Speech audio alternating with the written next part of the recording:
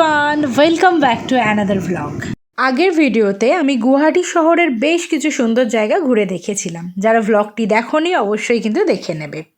আজ শুরু হচ্ছে আমাদের বহু প্রতীক্ষিত অরুণাচল প্রদেশের সফর। আজকের গন্তব্য ভালুকপং, যেটিকে অরুণাচল প্রদেশের প্রবেশদ্বার বলা হয়। তাহলে চলো আর দেরি না করে আজকের সুন্দর যাত্রা শুরু করা যাক।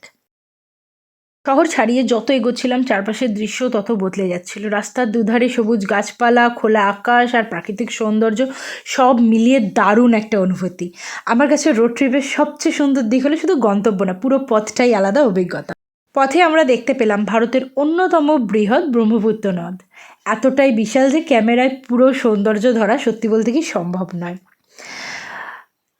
কিছুক্ষণ প্রকৃতিকে উপভোগ করলাম, ছবি তুললাম, ভিডিও রেকর্ড করলাম। সত্যি বলতে সামনে থেকে ব্রহ্মপুত্রকে দেখার অনুভূতিটা ভাষায় প্রকাশ করা কঠিন। আমরা সবাই গল্প করতে করতে রাস্তার দুপাশের অপূর্ব দৃশ্য দেখতে দেখতে এগিয়ে যাচ্ছিলাম। মাঝে মাঝে জানলার বাইরে তাকালেই মনে হচ্ছিল প্রকৃতি যেন একের পর এক সুন্দর দৃশ্য উপহার দিচ্ছে। পাহাড়, সবুজ বন, নদী, আঁকাবাঁকা রাস্তা সব মিলে পুরো পথটাই ছিল অসাধারণ। আমাদের আজকের যাত্রার অন্যতম বিশেষ আকর্ষণ ছিল মহামৃত্যুঞ্জয় শিবলিঙ্গ। দূর থেকেই বিশাল শিবলিঙ্গটি চোখে পড়ছিল। যতই কাছে যাচ্ছিলাম ততই এর বিশালতা আর সৌন্দর্য আমাদের মুগ্ধ করছিল। ক্যামেরায় যতটা সুন্দর লাগে, সামনে থেকে দেখলে তার সৌন্দর্য আরও অনেক বেশি অনুভব করা যায়। এই স্থানটি শুধু একটি দর্শনীয় জায়গা নয়, অসংখ্য ভক্তের কাছে এটি গভীর বিশ্বাস ও আধ্যাত্মিকতার কেন্দ্র। প্রতিদিন দূর দূরান্ত থেকে মানুষ এখানে ভগবান শিবের আশীর্বাদ নিতে আসেন। কেউ পুজো দেন, কেউ ধ্যান করেন, কেউ শুধু কিছুটা সময় শান্ত পরিবেশে কাটিয়ে নিজের মনকে প্রশান্ত করেন। মন্দির প্রাঙ্গণে ঢুকতেই চারিদিকে ভক্তদের হর হর মহাদেব ধ্বনি, ঘণ্টার শব্দ আর ধূপের সুগন্ধে এক অন্য রকম অনুভূতি তৈরি হচ্ছিল। চারপাশের পরিবেশ এতটাই শান্ত যে কয়েক মিনিট এখানে কাটালেই মনটা অনেকটা হালকা হয়ে যায়। আমরাও কিছুক্ষণ এখানে সময় কাটালাম, প্রণাম করলাম এবং এই সুন্দর পরিবেশটাকে মন ভরে উপভোগ করলাম। এত বড় শিবলিঙ্গ আমি তো প্রথমবার দেখলাম। প্রকৃতি আর ভক্তি যেন একসঙ্গে মিলেমিশে গেছে। যদি কখনো গুয়াহাটি ভ্রমণের পরিকল্পনা করো তাহলে এই জায়গাটি অবশ্যই ভ্রমণের তালিকায় রাখবে। এই বিশাল স্থাপত্য, শান্ত পরিবেশ, আধ্যাত্মিক আবহ যে কাউকে মুগ্ধ করবে। আমাদের কাছে এই জায়গাটি শুধু একটি দর্শনীয় স্থান নয়, বরং এমন একটি মুহূর্ত যেখানে ব্যস্ত জীবনের মাঝেও কয়েক মিনিটের জন্য সব ভুলে শুধু শান্তিকে অনুভব করা যায়। সত্যি এই অভিজ্ঞতা অনেক দিন মনে থেকে যাবে। যেখানে পুজো হচ্ছিল ভগবান শিবের, সেখানে ভিডিও অ্যালাউ ছিল না, তাই আমি ভেতরে কোনো ভিডিও নিইনি। এরপর আবার আমাদের যাত্রা শুরু হলো। আমরা যতই অরুণাচল প্রদেশের দিকে এগোচ্ছিলাম ততই পাহাড়, জঙ্গল আর সবুজ প্রকৃতির সৌন্দর্য আরও বাড়তে লাগলো। এমন সুন্দর রাস্তায় ভ্রমণ সত্যিই মনে রাখার মতো একটা অভিজ্ঞতা।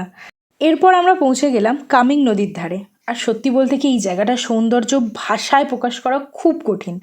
দূর থেকে পাহাড়ের বুক চিরে বয়ে চলা নীল সবুজ স্বচ্ছ জল যেন একটা ছবির মতো লাগছিল। নদীর জলের শব্দ, ঠান্ডা বাতাস আর চারপাশের সবুজ বন সব মিলিয়ে পরিবেশটা ছিল একেবারে মন ছুঁয়ে যাওয়ার মতো। আমরা এখানে বেশ কিছুক্ষণ সময় কাটালাম, অনেক ছবি তুললাম, ভিডিও করলাম আর এই অসাধারণ প্রাকৃতিক সৌন্দর্য মন ভরে উপভোগ করলাম। অরুণাচল প্রদেশের পথে এই নদী শুধু একটি দর্শনীয় স্থান নয়, পুরো যাত্রার অন্যতম আকর্ষণ।